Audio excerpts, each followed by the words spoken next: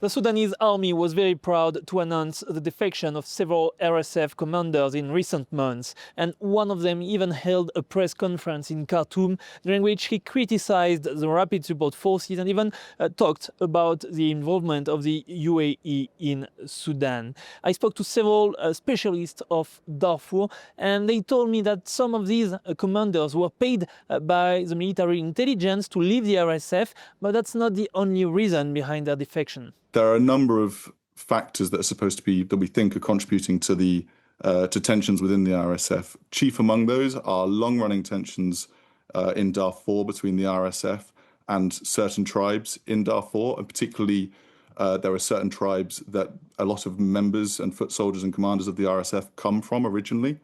And over the last few months, some of those tensions have spilled out into armed clashes. The RSF are not a unified movement centered around one ideology or single ethnicity.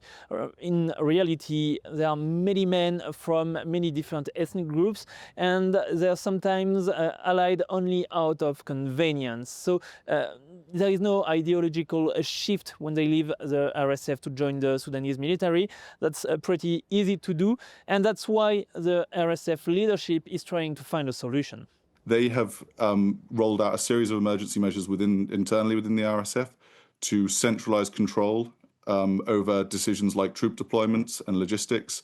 They're also trying to limit the movement, reportedly, of field commanders and the communications of field commanders.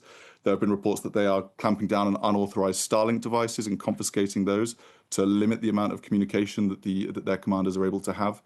But those measures often are only thought to be further exacerbating tensions within the RSF.